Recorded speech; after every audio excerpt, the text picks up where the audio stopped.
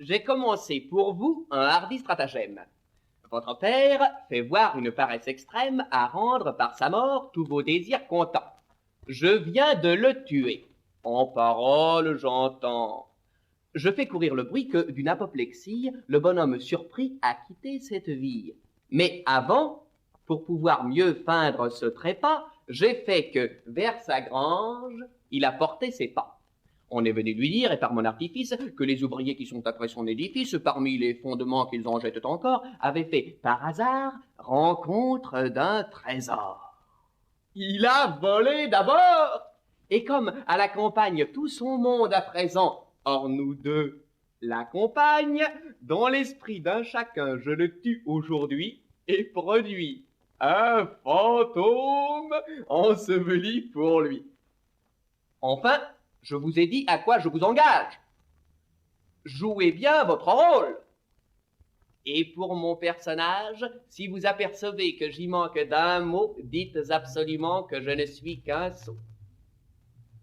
Son esprit, il est vrai, trouve une étrange voie pour adresser mes vœux au comble de leur joie, mais quand d'un bel objet on est bien amoureux, que ne ferait-on pas pour devenir heureux? Si l'amour est au crime une assez belle excuse, il en peut bien servir à la petite ruse que sa flamme aujourd'hui me force d'approuver par la douceur du bien qui m'en doit arriver.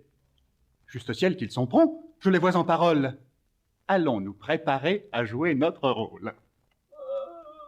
La nouvelle a sujet de vous surprendre fort. Être mort de la sorte, il a certes grand tort, je lui sais mauvais gré d'une telle incartade. N'avoir pas seulement le temps d'être malade. Non, jamais homme n'eût si hâte de mourir. Et Lélie, il se bat et ne peut rien souffrir. Il s'est fait en maint lieu contusion et bosse et veut accompagner son papa dans la fosse.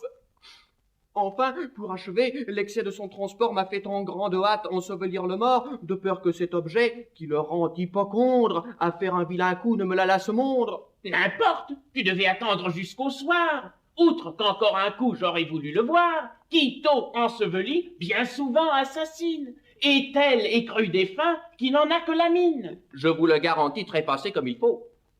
Au reste, pour venir au discours de tantôt, Lélie, et l'action lui sera salutaire, d'un bel enterrement veut régaler son père et consoler un peu ce défunt de son sort par le plaisir de voir faire honneur à sa mort. Il hérite beaucoup.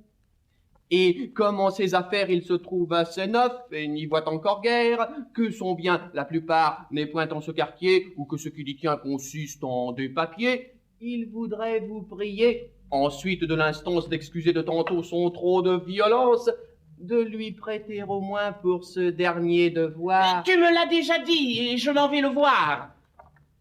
Jusqu'ici, du moins, tout va le mieux du monde. Tâchons à ce progrès que le reste réponde, et de peur de trouver dans le port un écueil, conduisons le vaisseau de la main et de l'œil. Oh, Sortons, je ne saurais qu'avec douleur très forte le voir empaqueté de cette étrange sorte. Las, en si peu de temps, il vivait ce matin. En peu de temps, parfois, on fait bien du chemin. Mais quoi, chère Lélie? Enfin, il était homme. On n'a point pour la mort de dispense de Rome. Sans leur dire gare, elle abat les humains, et contre eux de tout temps a de mauvais desseins. Ce fier animal, pour toutes les prières, ne perdrait pas un coup de ses dents meurtrières. Tout le monde y passe. Vous avez beau prêcher, ce deuil enraciné ne se peut arracher.